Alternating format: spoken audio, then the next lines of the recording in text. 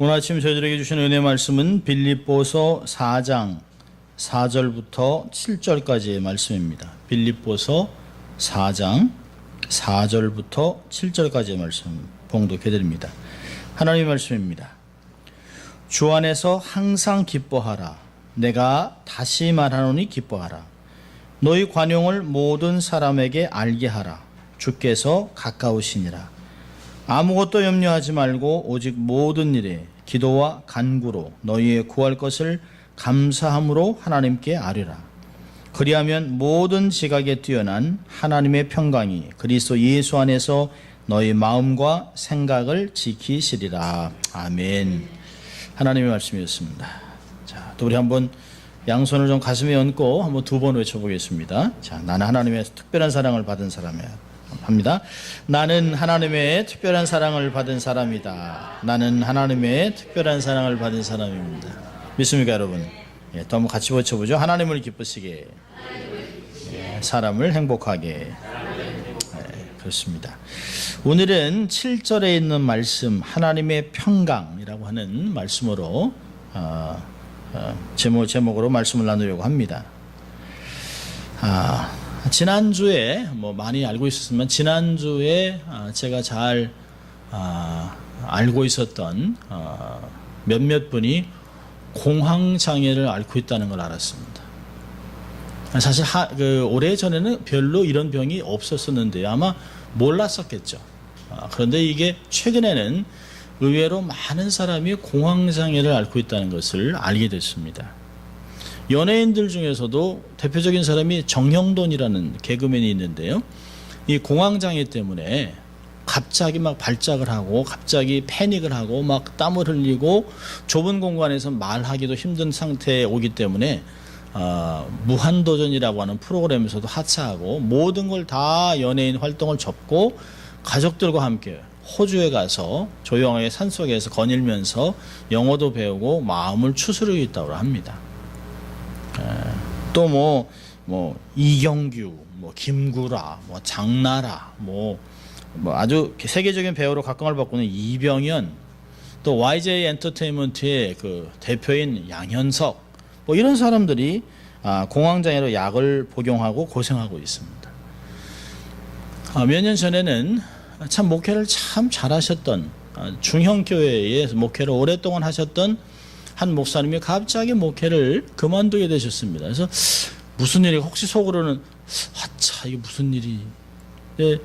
최근에 듣고 나니까 공황장애였습니다. 설교하다 갑자기 깜짝 놀라서 막 강단 밑으로 주저앉고 하는 바람에 교인들은 너무 놀랐습니다. 그래서 6개월 쉬면 괜찮겠지, 1년 쉬면 괜찮겠지 하다가 결국 목회를 내려놓게 되었던 이야기를 들었습니다. 주위에도 선배들, 후배들 셀 수 없는 많은 사람이 공황장애를 앓고 있는 것을 발견하고 굉장히 놀랐습니다. 사실 어떻게 전혀 말짱한 아무 문제가 없었던 것 같은 사람인데 어떻게 공황장애를 앓고 있을까라는 생각들을 해봤습니다. 공황장애는 특별한 이유가 없이 예상하지 못하게 갑자기 극단적인 불안 증상입니다. 그래서 공황 발작이 나타납니다. 그러니까 극도의 공포심이 느껴지고 심장이 터질 것 같고 땀이 나고 식은땀이 나고 숨이 안 쉬어지고 가슴이 터질 것 같은 그런 증상들이 거의 1시간 정도, 근데 1시간은 넘어가지 않는답니다. 1시간 정도 전혀 아무것도 못한대요. 말도 못하고 막 그런답니다.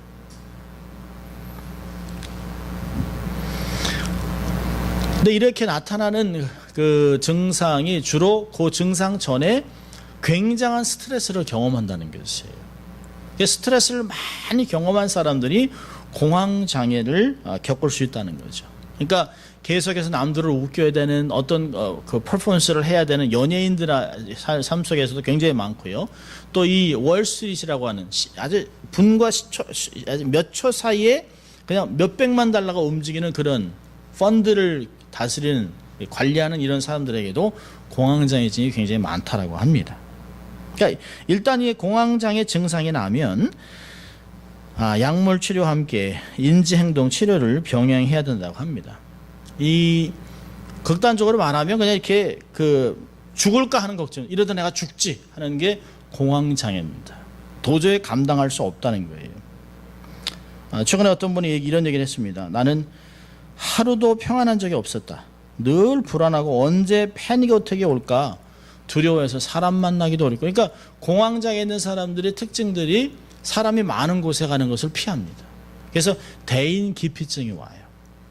그리고 잘 지나가다가도 이러다 또 이러면 어떡하지? 그래서 가족 외에는 자기의 삶을 열지 않습니다. 마치 자기의 삶에 그 시한폭탄을 갖고 다니는 것 같은 그런 것을 느낀다고 합니다. 그래서 웬만하면 비행기도 타지도 못하고 장거리 여행으로 자동차를 운전도 못하고 또 좁은 공간에서는 있지도 못하고 뭐 이런 일들이 굉장히 많습니다. 참 답답하지요. 얼마나 힘들겠습니까? 안타깝고 평상시에는 멀쩡하다가도 갑자기 식은땀을 주르주르 흘린다고 합니다. 어떤 최근에 들었던 형님은 자면서 잠을 자는 게 아니라 꼬박 새는데요. 몇백 미터 밖에서 개 짖는 소리까지 듣는다는 거예요. 그러니까 그 이야기는 뭐냐면 들리는 게 아니라 내 안에서 그걸 찾아간다는 거예요. 그러니까 잠을 못 자는 거예요. 약을 먹어도 안 되고. 그러니까 꼬박 밤을 새니까 그 다음날 일이 안 되는 것이죠. 그러니까 저는 이 이야기를 들으면서 이 말씀을 준비하다가 지난주에 이런 이야기를 형님하고 이야기하면서 정말 하나님의 평강이 얼마나 중요한지를 생각했어요. 그러니까 주님이 우리에게 내가 너에게 주는 평강은 세상이 알 수 없다. 세상이 줄 수도 없다라고 하는 것이 맞습니다. 평강이 부재된 삶, 그 시대를 불안한 삶이라고 얘기하죠. 그 불안한 삶은 주님 외에는 해결해 줄 수가 없다는 것이에요. 오늘 성경은 이야기하죠. 하나님의 평강이 그리스도 예수 안에서 너희 마음과 생각을 지키신다. 그럼 결론적으로 말한다면 우리 마음은 우리가 원하는 대로 안 돼요. 내 마음을 내가 관리할 수 있다면 공황장애가 오겠습니까? 내가 내 마음을 관리할 수 있다면 말에 실수를 하겠어요? 내가 내 마음을 관리할 수 있다면 관계에서 실수하지 않습니다. 내가 내 마음을 관리할 수 있다면 평안을 누릴 수 있죠.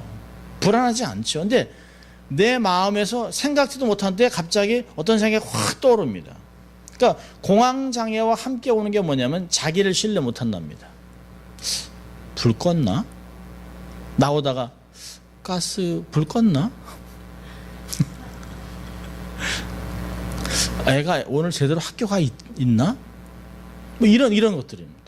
평상시에는 신뢰하던 것들에서 신뢰를 잃어버린다는 거죠. 평안하지 못해요. 우리가 정말 돈은 많이 벌 수 있죠. 그런데 평안을 벌 수는 없어요. 출세할 수 있지만 편안한 잠은 잘 수 없습니다. 그러니까 쉽게 얘기하면 평강은 내가 얻을 수 있는 게 아니라는 것이에요. 그건 주어지는 것이죠. 평안해라 라고 해서 평안하지는 않습니다. 평강의 왕이 주는 것이에요.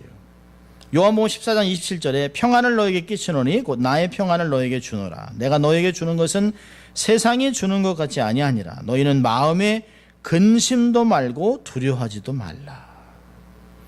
세상은 우리로 하여금 근심하고 걱정하고 불안하고 안달하고 막 초조하게 만드는 것이에요. 근데 하나님은 그런 걸 해결할 수 있는 것은 하나님으로부터 오는 평강이 우리의 삶을 지배할 때 가능하다라고 얘기하는 것입니다. 로마서 16장 20절에서는 평강의 하나님께서 속히 사단을 너희 발 아래에서 상하게 하시리라. 우리 주 예수의 은혜가 너희에게 있을지어다. 데살로니가전서 5장 23절은 평강의 하나님이 친히 너희로 온전히 거룩하게 하시고 또 너의 온 영과 혼과 몸이 우리 주 예수 그리스도 강림하실 때까지 흠없게 보존되기를 원하노라. 능력의 하나님이라고 안 그래요? 능력의 하나님이 사단을 발 아래 두겠다 그렇게 하지 않습니다. 평강의 하나님. 힘으로 이기는 게 아니에요. 하나님의 샬롬, 하나님의 평강으로 세상을 이겨 나가는 것입니다. 오늘 본문은 어떻게 하면 우리가 이렇게 참 불안하고 답답하고 정말 이렇게 우리의 삶을 막 힘들게 하는 이런 삶 속에서도 평강을 누리고 살 수 있는가, 이런 것들을 우리에게 가르쳐주고 있습니다. 세 가지를 이야기하는데요. 자, 4절에서 보면 주 안에서 항상 기뻐하라. 내가 다시 말하노니 기뻐하라. 첫째로는 주 안에서 기뻐하는 것입니다. 바울은 4절을 시작하면서 주 안에서 항상 기뻐하라고 얘기하고 있어요. 3장 1절부터 4장 4절까지 16번이나 기뻐하라 기뻐하라는 얘기를 합니다. 그 이유는 뭘까요? 빌립보 교인들이 얼마나 염려를 하면, 또 자기의 상황도 얼마나 염려할 수밖에 없는 상황이 되었으면 기뻐하라 기뻐하라 기뻐하라는 이야기를 하겠습니까? 얼마나 힘이 빠지고 낙심한 상태라면 이렇게 바울이 기뻐하라 기뻐하라고 얘기를 했겠냐는 것이에요. 여러분, 바울도요 사실 이러한 권면을 할 처지가 아니에요. 어쩌면 자기가 사형 언도를 받으면 죽고 끝나는 것이에요. 또 빌립보 교회는요, 외부에서 공격이 오죠, 유혹이 오죠, 내부에서는 분열의 조장이 있죠. 그러니까 절대 기뻐할 수 있는 환경이 전혀 안 됩니다. 우리가 가끔 그러잖아요. 좀 기뻐하죠, 여러분. 아니 뭐가 있어야 기뻐하죠. 어떤 데 그래. 아니 뭘 주면서 좀 기뻐하라고 얘기하십시오. 주면서 아무것도 안 주면서. 근데 기뻐할 게 아무것도 없다는 거예요. 근데 사실은요, 여기서 이야기하는 사도 바울의 기뻐라는 것은 환경과는 전혀 상관이 없는 거예요. 중요한 단어가 있잖아요. 주 안에서 기뻐하라는 거예요. 주 안에서. 사도 바울은 어떤 면에서는 자기에게 먼저 적용을 하고 있는 거예요. 자기가 감옥에 갇혀 있고 만약에 사형원도라면 그냥 죽을 수 있는 건데 전혀 기뻐할 수 없잖아요. 얼마나 불안하겠습니까? 얼마나 걱정이 되겠어요. 이제까지 세운 교회들은 어떻게 될까? 아유, 내 나이에 이거 내가 견딜 수 있을까? 라고 하는 상황 속에서도 주 안에서 기뻐하라. 내가 주 안에서 기뻐한다 라고 하는 걸 자기에게 적용을 하고 빌립보 교회에게 이야기하고 있습니다. 여러분, 신앙이라고 하는 것은 이성과 반비례 할 때가 많이 있어요. 이성적으로 판단하면 도저히 기뻐할 수가 없어요. 이건 안 돼 라고 할 수 있는데요, 근데 믿음은 뭐라고 하냐면 그럼에도 불구하고 라고 하는 단어가 나옵니다. 안 되지만 그럼에도 내가 하나님 때문에 기뻐하겠다. 세상으로 볼 때는 뭔 그런 바보 같은 미친 소리를, 아니면 아니지, 아니 생각해봐, 판단해봐, 보면 몰라 라고 할 수 있어요. 근데 우리는 보는 곳으로 가는 사람이 아니에요. 믿음으로 가는 사람입니다. 그래서 우리 안에는 그럼에도 불구하라고 하는 단어를 씁니다. 로마서 4장 19절을 보면 바울은 믿음의 의미를 설명할 때 아브라함을 들어서 설명을 해요. 4장 19절부터 21절까지 보면 그가 100세나 되어 자기 몸에 죽은 것 같음과 사라의 태에 죽은 것 같음을 알고도 믿음이 약해지지 아니하고 믿음이 없어 하나님의 약속을 의심치 않고 믿음에 견고해져서 하나님께 영광을 돌리며 약속하신 것을 능히 이루실 줄을 확신하였으니 그러므로 이것을 저에게 의로 여기셨느니라. 이성의 상황 판단으로는 불가능하지만 그럼에도 불구하고 하나님을 믿었다라고 사도 바울이 기록합니다. 이게 믿음이라는 것이에요. 편지를 쓰는 바울이나 편지를 받는 빌립보 성도들이나 이성적으로 판단하면 하나도 기쁠 게 없어요. 그런데 사도 바울이요, 자기가 기뻐할 수 있는 근거는 환경이 아니라는 거죠. 그것은 주 안에. 그 주님이 누구예요? 사단의 권세를 죽음과 십자가와 부활로 이겨서 꺾어낸 그 능력의 하나님, 그 주님이 지금 하늘의 보좌 옆에 앉아 계시면서 세상을 통치하신 하나님, 다시 오실 예수님, 그분이 나와 함께 계시기 때문에 내가 그분 안에서 기뻐할 수 있다라고 하는 것이에요.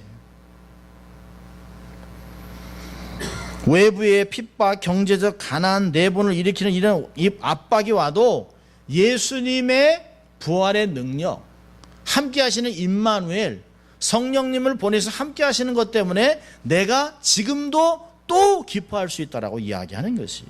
결국에는 모든 만유를 통치하시는 하나님, 그 예수님, 성령님 때문에 그분의 뜻이 100% 완전히 내 삶에서 이루어지기 때문에 걱정하지 않는다는 것이에요. 기뻐한다는 것이에요. 데살로니가전서 5장 16절부터 18절까지 너무 잘 알고 있는 말씀인데요, 항상 기뻐하라, 쉬지 말고 기도하라, 범사에 감사하라. 그 뒤가 중요해요. 이는 그리스도 예수 안에서 너희를 향하신 하나님의 뜻이니라. 명령 정도가 아니라 하나님의 뜻이라는 것이에요. 많은 교우들이 목사님 저는 하나님의 뜻을 정말 알고 싶어요. 이 상황에서 정말 다 포기하고 싶은 이 상황에서요. 근데 이 성경 구절을 보면 항상 기뻐하고 시즘하기도 범사에 감사하라. 저희 형님이 지난주에 여기를 다녀가셨어요. 너무 시원하다고 너무 좋다는 거예요. 근데 한국에 도착하자마자 32도. 푹푹 찌죠. 너무 힘들다 그래서 제가 이걸 보내줬습니다. 항상 기뻐하라. 범사에 감사하라 했더니 우는 걸 보내고서 아멘. 쉽지 않죠. 우리 이성으로는 이 느끼는 거하고는 이게 안 되거든요. 기뻐하는 것은 우리를 향한 하나님의 뜻이라고 말합니다. 근데 우리는 이 진리는 주 안에 있을 때만 가능하다는 것이.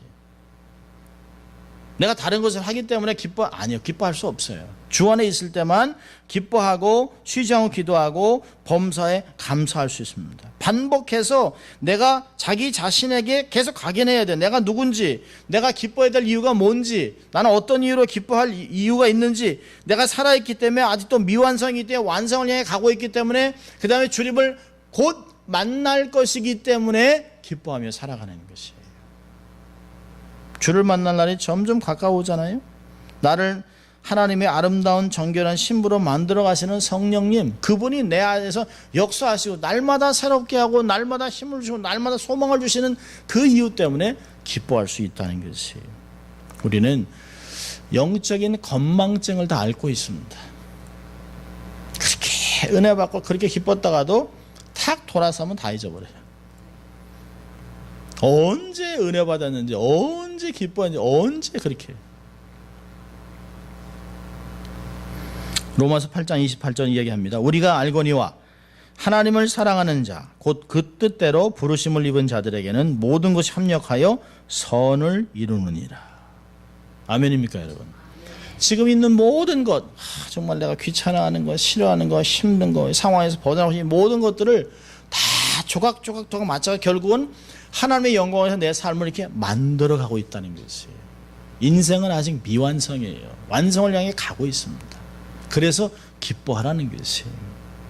우리가 성숙해지면 성숙해질수록 그림이 조금 더 커지게 보여요. 그전에는 이게 이게 아무 의미도 없는 것 같아요. 내 인생 아무 의미도 없는 것 같아요. 근데 이게 점점점 믿음이 커지고 그림이 커지고 비전이 커지면서 이러한 하나님의 나라에 내가 여기에 있구나라고 하는 것을 알게 되는 것입니다. 항상 주 안에서 기뻐하는 삶을 살 수 있기를 바랍니다. 두 번째로는 관용을 베풀라는 게 있습니다. 5절 우리가 같이 읽습니다. 너희 관용을 모든 사람에게 알게 하라. 주께서 가까우시니라. 여러분 4절이 내면적인 태도라면 난 기뻐요. 정말 이렇게 막 표현하고 표출하는 모습이라면 5절은 이 내면이 아니라 밖으로 나타나는 태도입니다. 그리고 막 표출하는 게 아니라 어떤 면에서는 통제하고 억제하는 것이에요. 관용이라는 단어는 다른 사람에 대해서 아주 넓은 마음을 갖는 것이에요. 넉넉한 마음을 갖는 것이에요. 타인에 대해서 참고 친절하고 부드럽고 관대하고 따뜻한 마음을 갖는 것을 관용이라는 단어를 쓰고 있습니다. 여러분 항상 기뻐하는 것보다 훨씬 어려운 게 관용을 베푸는 것이에요. 오늘 이제 설교를 일주일 준비해 놓고요. 오늘 이제 아침에 이제 쭉 자전거를 타고 교회를 왔습니다. 딱 와서 이게 사실 파킹할 차가 다 없으면 얼마나 좋겠습니까? 세워지지 말아야 할 차들이 더 있습니다. 그리고 이 코너에 이 주위에 있는 멕시칸 할아버지 차가 떡 있어요. 그래서 제가 옷을 갈아입고 시간쯤 딱 돼서 이제 차를 옮기라고 했습니다. 안 옮겨요. 30분 후에 나가서 또 알람 소리가 나게 하는데 안 움직여요. 그래서 제가 토잉 컴퍼니에 전화를 할까 하다가 관용을 모든 사람에게 알게 하라. 오늘 주일인데 참아야지. 이 관용은 참 힘든 거예요. 힘든 거예요. 여러분 법대로 하는 것은 쉬운 거예요. 법대로는요. 정의를 실현한다, 법대로 한다, 이 잣대를 가지고 딱 재서 아닌 건 다 잘라버리고 그건 쉬운 거예요. 근데요, 끝까지 참아주는 것, 끝까지 품어주는 것. 관용이라는 것은 자신을 통제해서 당연한 권리까지 포기하는 걸 이야기하는 것이에요. 적극적으로 남을 배려하는 것이 관용입니다. 여러분, 관용이 어떻게 표현되냐면 고린도 후서에 쓴 편지에서 바울이 이렇게 얘기합니다. 10장 1절에 나 바울은 이제 그리스도의 온유와 관용으로 친히 너희를 권한다. 그러니까 관용은 온유와 함께 움직이는 거예요. 관용하면서 진리의 잣대를 잴 수가 없어요. 우리는 타인을 진리의 잣대로 정죄하고 법이라고 판단하고 정의라는 이름으로 처벌할 수 있다고 생각하면 안 돼요. 그건 세상에서 그렇게 하는 거예요. 법대로 하겠다? 그건 세상입니다. 우리는 세상 법 위에 사는 사람들이에요. 하나님의 마음을 가지고 관용을 베풀어가며 살아가는 사람입니다. 원수를 갚는 건 주께 맡기는 거예요. 오히려 하나님을 모르는 것 때문에, 천국을 모르는 것 때문에 그들을 불쌍히 여기고 저들이 결국은 하나님 앞에 설 텐데라고 하는 민망한 마음을 가지고 그들을 한 번 더 품어주는 거예요. 같은 신자들에서만이 아니라 모든 사람에 대해서 관용을 베푸는 것이에요. 왜 그럴까요? 5절에 그 이유가 있습니다. 너의 관용을 모든 사람에게 알게 하라. 왜냐하면 주님이 가까이 오시니까. 주님이 오시는 시간이 가깝다는 거예요. 주님이 이제 오실 텐데, 주님 오시면 이 모든 건 한순간에 다 풀어져요. 내가 억울한 거, 정말 세상에서 정당히 아주 부당하게 대우를 받고, 또 악인이 막 잘 되고, 하나님을 섬기는데 나는 점점 힘들어지는 것 같고, 법을 어기고 사기치는 사람 막 부자가 되고, 가만히 있어도 막 그냥 10,000,000불, 10,000,000불씩 막 벌고. 하나님 너무하지 않습니까? 하나님, 나는 하나님한테 이렇게 헌신하고 교회를 섬기고 내가 최선을 다하고 예배마다 참석하고 하나님의 영광을 위해서 살아가는데, 하나님 이게 뭡니까? 우리가 그렇게 얘기할 수 있어요. 그런데요, 주님이 딱 오시면 한순간에 다 답이 나와요. 왜? 우리는 영원을 살아가고 하나님 앞에 보상받을 시간이 있지만, 이 세상이 마지막이라고 생각하고 삶을 살았던 모든 사람들은 다 지옥으로 떨어지는 걸 보고서 아이고 라고 하는 생각들을 하게 되는 것이, 주님 어서 오시옵소서 마라나타 라고 외쳤던 이 요한계시록 22장에 나와 있는 마지막 말은 초대교회의 외침이었습니다. 힘들고 어려울 때마다 마라나타 이렇게 외쳤습니다. 주님이 오시면 다, 그때까지 참자는 게 참자. 주님만 오시면 다 해결된다. 다 해결된다. 우리가 억울함을 당하고 이유 없이 미움받고 손해보고 정당한 대우를 받지 못하고 있다면 주님이 가까이 오고 있음을 기억하라는 것이에요. 그분이 오셔서 영광의 통치를 시작하면 그와 함께 거하고 다스리고 또 그분의 영광에 참여하는 자가 될 것이라고 얘기하는 것이에요. 확실한 보상을 받을 것입니다. 야고보서 5장 7절부터 9절까지 보면 그러므로 형제들아 주의 강림하시기까지 길이 참으라. 보라 농부가 땅에서 나는 귀한 열매를 바라고 길이 참아 이른 비와 늦은 비를 기다리니 너희도 길이 참고 마음을 굳게 하라. 주의 강림이 가까우니라. 형제들아 서로 원망하지 말라. 그리하여 심판을 면하리라. 보라 심판자가 문 밖에 서 계시느니라. 주님이 얼마나 가까이 계시는지 몰라요. 주님이 곧 오실 것이에요. 다 해결될 것이에요. 그때까지 내게 맡겨준 십자가를 충성되게 지고 매일매일 주를 따라가며 살아가자는 게, 조금 더 사람들 향해 여유를 갖고 조금 더 관용을 베풀어 주세요. 내게 잘못을 저지르는 자, 내를 힘들게 하는 사람, 이유 없이 나를 어렵게 하는 사람들을 그냥 품어주세요. 내버려 두세요. 주님이 하시게 내버려 두세요. 상대방의 잘못을 진리란 잣대를 갖고 몰아붙이면 안 돼요. 좀 느긋해지세요. 너무 조이지 마세요. 느슨하게 사세요. 주를 위해 져주세요. 주를 위해 조금 손해보세요. 주를 위해서 낮아지세요. 섬겨주세요. 사람들한테 저 사람들은 참 존경할 만해 라고 하는 말을 들으라는 거예요. 여기 얘기하잖아요. 모든 사람에게 너의 관용을 다 알게 하라는 거예요. 다 알게. 주님이 가까이 오시기 때문에 그렇습니다. 자, 세 번째 명령은 뭘까요? 기도하라는 것입니다. 4절에서는 주 안에서 기뻐하라.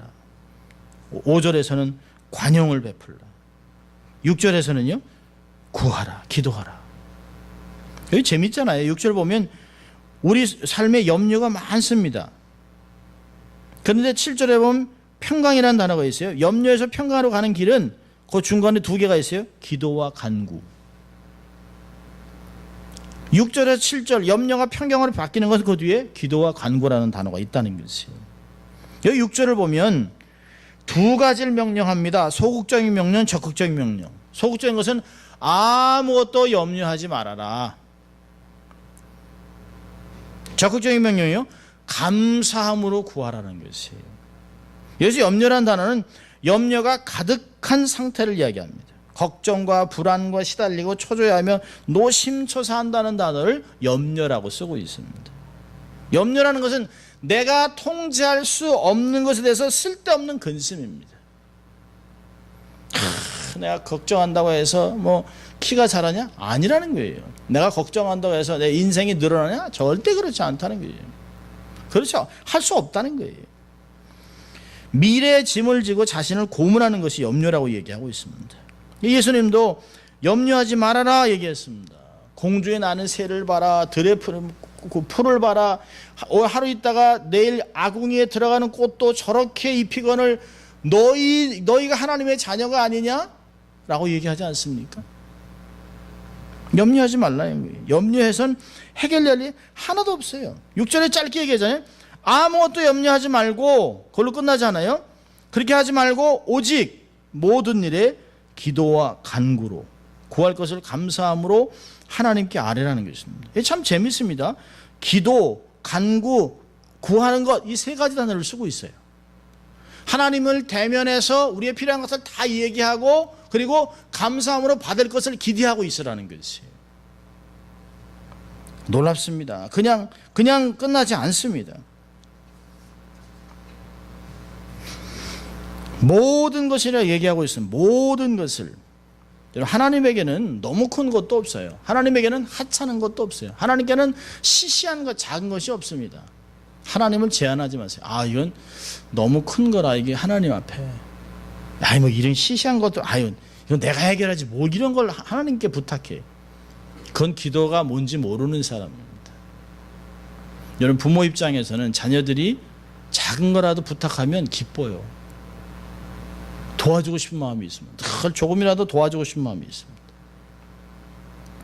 그래서 마태복음에서는 너희가 구하기 전에 있어야 할 것을 다 아시는 천부께서 좋은 것으로 주시지 않겠느냐라고 얘기하고 있어요.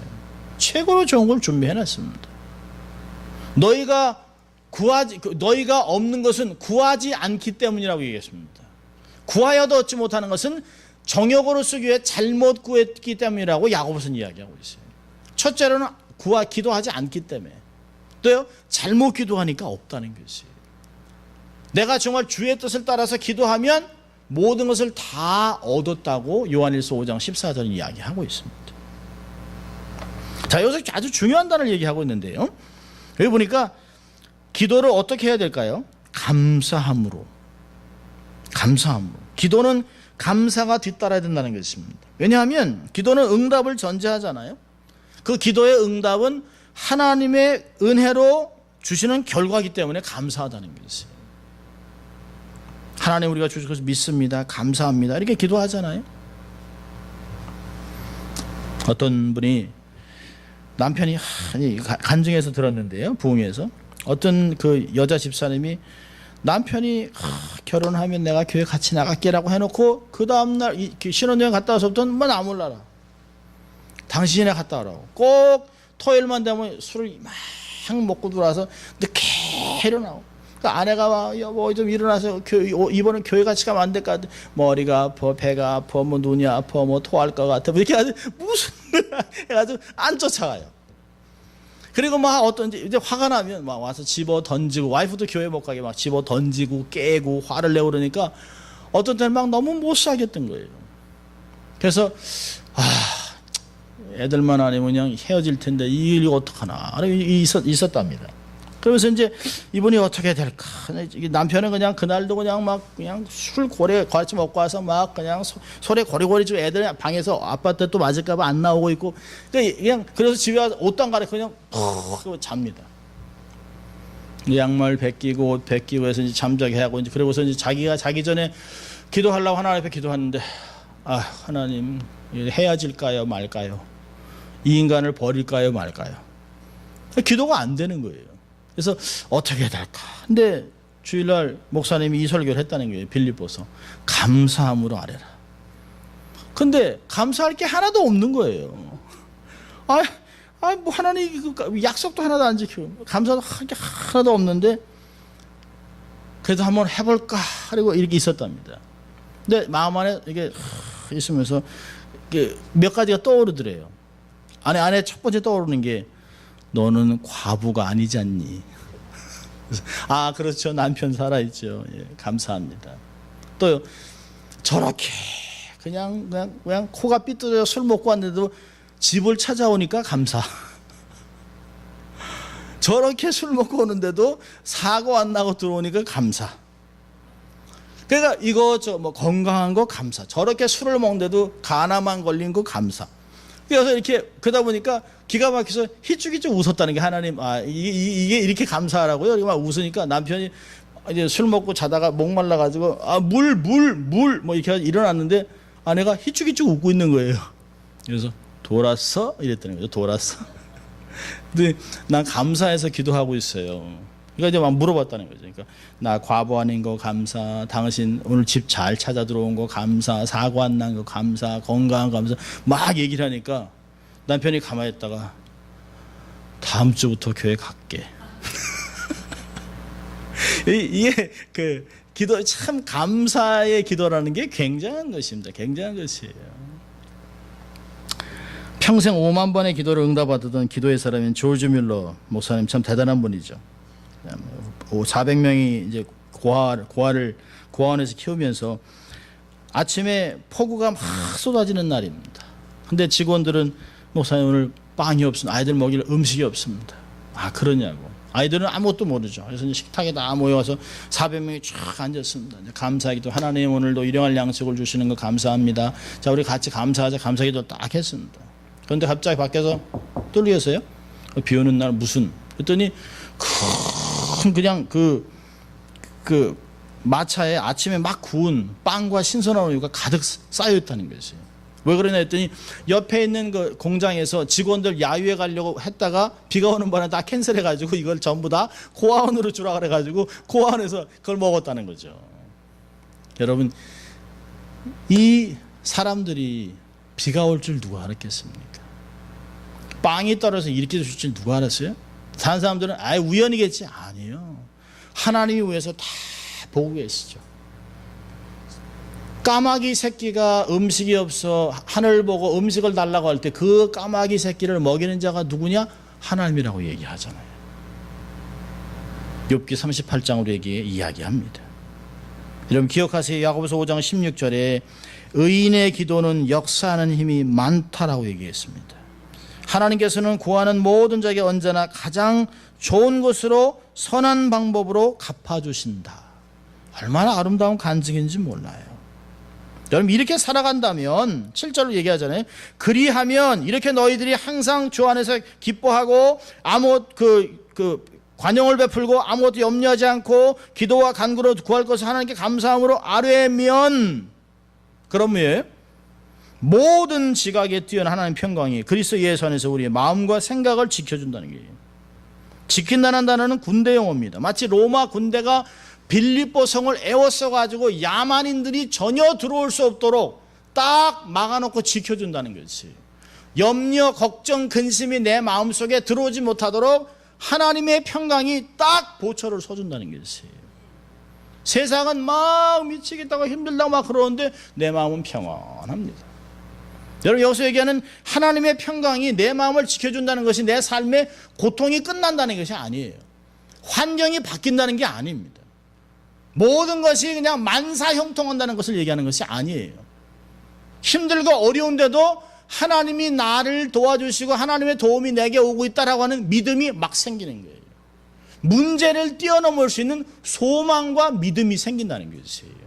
그것이 하나님의 평강이라고 얘기하고 있습니다. 우리의 삶에서 막 걱정이 막 생기는 마음, 그 다음에 막 부정적인 것을 막 어떻게 할까 막 이렇게 막 잔머리 굴리는 생각들을 딱 잡아준다는 거지. 얼마나 감사한지 몰라요. 육신의 편안함을 의미하지 않지만 상황이 계속 힘들고 어려운데도 마음의 불안함이 없고 파도가 없이 잔잔해진 것을 의미하고 있습니다. 무디와 함께 사역했던 평신도 스페포드라고 하는 분이 계세요. 그분이 시카고 대화재에서 재산을 잃고 여행하다가 자식들을 바다에서 다 잃습니다. 그리고 그 바다에서 하나님 앞에 엎드려 고백하던 찬양이 뭐냐면 내 평생에 가는 길이에요. 내 평생에 가는 길 순탄하여 늘 잔잔한 강 같든지 큰 풍파로 무섭고 어렵든지 내 영혼은 늘 편하다. 내 영혼은 평안해. 내 영혼 평안해. 여러분, 이 찬송가가 그냥 나오는 것들이 아니에요. 삶에서 정말 피를 토하듯이 믿음의 고백을 해냈던 것들이 찬송들입니다. 우리의 삶에 힘들다 이런 고백들이 나왔다는 것이에요. 여러분, 시편 29편 11절에서 보니까요, 여호와께서 자기 백성에게 힘을 주심이요 여호와께서 자기 백성에게 평강의 복을 주시리로다. 이사야 26장 3절에서는 이렇게 얘기합니다. 주께서 심지가 견고한 자를 평강의 평강으로 지키시리니 이는 그가 주를 의뢰함이니이다. 성경은 구약이나 신약이나 동일한 걸 얘기하고 있습니다. 우리의 삶에 고난은 계속 올 것이에요. 파도가 끊임없이 오는 것 같이 고난, 불안, 걱정, 근심이 우리의 삶에 계속 엄습하지만 내가 주님을 딱 잡고 있으면 그 어려움에 휩쓸려 나가지 않는다는 것이에요. 주님이 나를 평안 가운데 평강 가운데 지키시고 복을 주겠다 약속하고 있습니다. 그걸 신뢰하고 한 주간을 주와 동행하고 기도하고 반성의 관용을 베풀고 감사함으로 기도해서 이 평강을 다른 사람에게 나눠주는 평강의 통로가 되는 여러분 될 수 있기를 주의 이름으로 축원합니다.